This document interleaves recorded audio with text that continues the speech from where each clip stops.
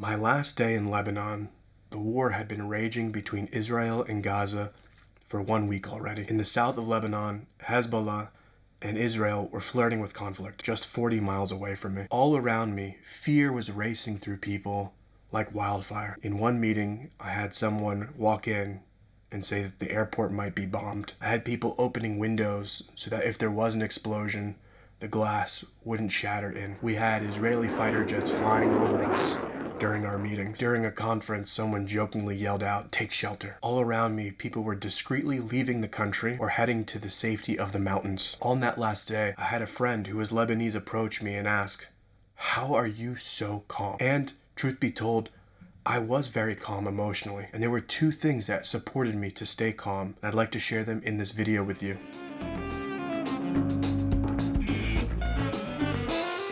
Throughout my week in Lebanon, I relied heavily on emotional self-regulation, which is a fancy way of saying I really managed my emotions. And this is a skill I have learned. When I was growing up, I had no clue how to regulate my emotions. I was a very emotional person. Now I understand the actual ways I can regulate myself. What does that look like? It means first I check in with my physical body. So what is happening with me on a physical level? Am I stressed somewhere? Am I tense? Or am I relaxed? Am I fluid? The body helps me understand then what I'm feeling emotionally. Am I sad? Am I afraid? Am I angry? By checking in with the emotions, I was able to understand where I was at in a given moment. Research has shown that the number one way to regulate our emotions is simply the act of honest labeling of those emotions, to understand what we are feeling and to say it out loud. I would check in with myself moment to moment to understand, am I afraid? Am I angry? Am I sad? Am I happy? Am I grateful? Am I full of joy? And to be honest, throughout my trip, I felt all of these emotions because emotions come and go. But by stepping into knowing what I'm feeling, I could then do something about it. Something that supported me a lot was having my two business partners who also know the language of the body, and we could talk with each other. We could share our emotions. We could share our stories with each other. This helps us co-regulate. It's a resource for us to be able to share these. It's how we evolved as humans. Another thing that really supported me was understanding what I was taking in, what stimulation was around me. So I really limited the amount of news I took in to 5 minutes each day. I read 1 minute of headlines in the morning, so I knew if I was safe or I needed to evacuate. In the afternoon, I read 1 minute of news, so I knew if I was safe or I needed to evacuate. And at night, I allowed myself 3 minutes of television watching. I knew that if I watched more than 5 minutes of television, I would start to spiral. I would start to get really afraid, and I would not be coping well. I was in Lebanon to share my work with others, to help people through crisis. If someone is drowning, I cannot help them by drowning as well. I need to stay relaxed. I need to stay calm so I can offer that as a support, as a gift to other people who are in crisis. So watching the news was not going to be a resource for me, and I would say for most people, it's not a resource. It winds us up and it makes us more afraid of the situation than is required. What I did do throughout the week is I watched tons of comedy. I watched stand-up, I watched comedy movies, and I watched a lot of Seinfeld, which is a show that I don't usually watch, but possibly because it's in New York where I live, and I felt the safety of New York, and I felt the comedy of Seinfeld. It helped me a lot to get through that week. However, on a physical level, the body knows, the body cannot lie. So while I was able to maintain my equilibrium emotionally, it took a lot of energy. And so as the week went on, I found myself more and more exhausted. I was sleeping much more than I usually do, 9, 10, 11 hours, and still exhausted. I started to get a cold. I was sick. So my body started to kind of fall apart in the process of staying even keeled and staying calm. So it's possible to regulate, but it requires more energy, more physical resources to do this in a prolonged period, which is why taking care of ourselves is so vital. I showed up to Lebanon in very good physical health, but by the end of it, I was pretty wrecked. I returned to New York, and within the safety of the United States, it took my physical body over a week to start coming back. It really took a toll on a physical level so that I could maintain the emotional level.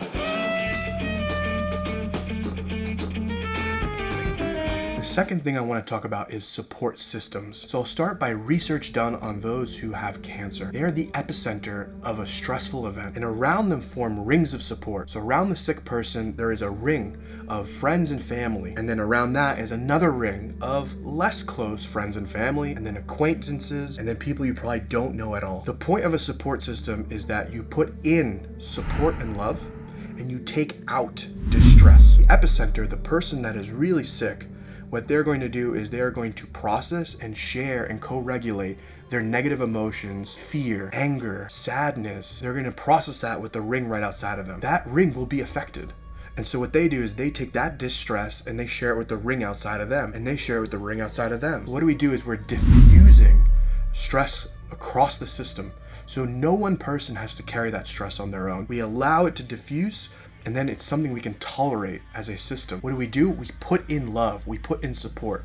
So that first ring around the person who's sick, what do they do with the person that's sick? They offer two types of support: practical support and emotional support. Practical support is I pick up your kids, I cook a meal for you, I clean for you, things that help that person practically. Emotional support, if I boil it down, comes to two things: active listening and putting in positivity. Active listening is just being there for the person in a non-judgmental way and hearing them out. That's the way they're able to kick the distress out to you. And then you put positive things in. You share a funny video, a dog, a cat, something that brings up the spirits of the person in.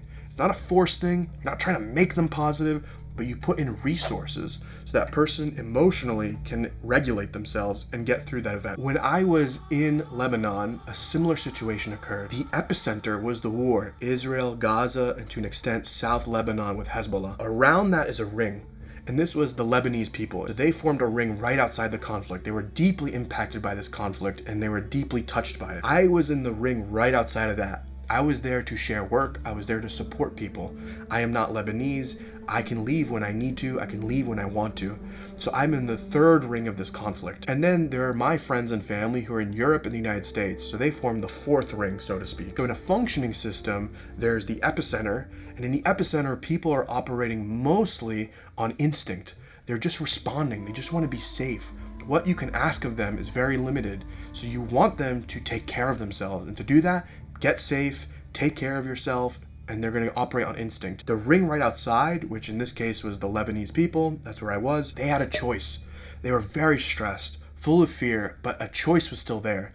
They could leave for the mountains, they could leave the country, they could process their emotions, they could talk to people on the outer rings, so they still weren't in the epicenter of conflict, so they still had a choice. A difficult choice, but a choice. In the third ring was people like me, who was there in that case to support them.